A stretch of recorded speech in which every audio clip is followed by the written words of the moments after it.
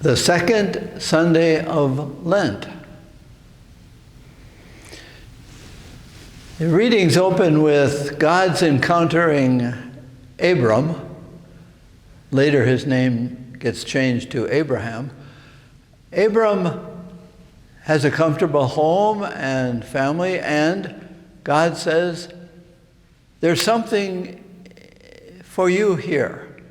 I'm going to do something for you and through you. You have to leave the comfort of your home, but I will make you great, and people will bless themselves by you, and you will have a great name and a great land. Quite attractive. And so the image of God, in a way, changes for Abram. He doesn't have to keep rules and be afraid of God. He has to walk in faith. But the gospel is a familiar one with us. It's called the Transfiguration. So Matthew has Jesus again, as he did on the Sermon on the Mount, goes up the mountain with Peter, James, and James' brother John. Now these are the three who seem to be together a lot, and they will accompany Jesus when the agony precedes the crucifixion. But they're up there, not knowing why they're there. Jesus just said, come on up. And while they're there, the familiar, they know Jesus. Now they know him in a different way. Maybe one way to see it is perhaps you have had an image of a person, and then you got to talk to them. And after a while you say, my image of you has really changed because of our conversation. And maybe you don't say that to that person, but in your own mind you say, wow, there's more to that person than I thought. That person for you has been transfigured, at least changed. The image has changed, trans-imaged. Well, while Peter, James, and John are up there, all of a sudden, Jesus changes. They are getting to know him in different images, different dimensions, and they allow it to happen. And then this bright light overshadows them, and they hear a voice affirming the new image. This is not just Jesus. The voice says, I want you to know that this is my beloved Son in whom I am well pleased. And they see, before that voice, they see Jesus talking with Moses and Elijah. Kind of the law and the prophets, the history of the Hebrew Scriptures. And the image for Matthew is that Jesus is the continuation of this revelational way through persons. And then the apostles see this and they say, this is really good. Let's stay here. Let's build a house here. We'll build a little place for you and you and you, and we'll stay here too, because this is wonderful. This is affirming and consoling. Mountain living is quite free, and it's relational and intimate. When the voice goes away and the bright light goes away, they look up and all they see is Jesus.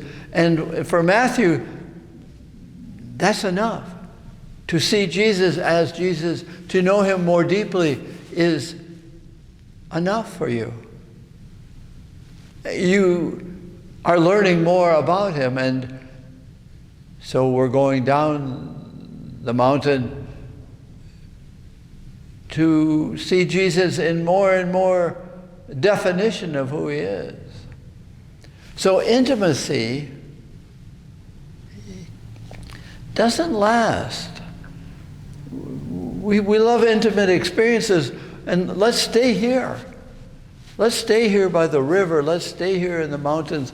Let's stay here in this art gallery. This is wonderful. We've got it made here. Intimacy with Jesus in whatever form. However we hear, you are my beloved in whom I am well pleased. It doesn't last. Yeah, but maybe it does. Maybe it lasts in memory and in spirit, because they go down, and while they're going down, Jesus says, don't talk about this until the Son of Man rises from the dead. And they don't know about the crucifixion. It's something for them to remember. But they are in a process now of going down the mountain to learn more and more about Jesus, until they understand somehow what that saying meant, that he has to rise from the dead. And maybe they thought, well, everybody's going to die and we believe in the resurrection. And Jesus wants them to remember that after the crucifixion. So this is Lent for us. It's a very introspective time, it can be, to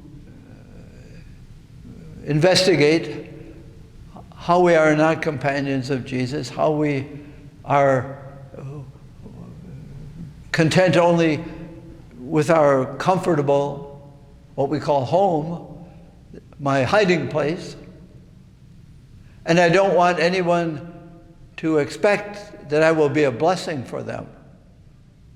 God says to Abram, you will be a blessing for many, and they will bless themselves by your name. And the apostles go down, and they are learning little by little what we are learning. Yes, Lent can be a time to face how we have not been a companion of Jesus. But it is a time to hear prayerfully, we are the beloved, and that intimacy is meant not to end. Yes, the intimate experience is to end, but the effect of the intimacy, just like the person I mentioned at the beginning, where you say, I really got to know you better. I really got to know her better. My image of her has changed. And I live because of how she or he was a blessing to me by who they were. And I let them be who they were. I didn't confine them to, you stay in that tent, you stay in that little booth there. It's to be open to the reality that I am, you are, beloved of God. That's what Lent is about. That's how Lent is a preparation for Easter, for our own resurrections, not after death, but before we die, to be transformed ourselves, transfigured in our own minds, because we have prayed to hear what God, the Creator and Redeemer, says about you. You are my beloved daughter. You are my beloved family. You are my beloved son, father, grandpa. Can I let Jesus be transfigured, and so I can be imaged, transfigured in my own eyes, and then go down the mountain, whatever that mountain is, and not hide in a little hut for myself. Peter wanted to keep Jesus to himself. No, we go down the mountain from every experience of intimacy to be intimate with others, to be transformed in their presence, that we too, like Jesus and like the apostles, are to keep grace that keeps all our goings, graces and blessings.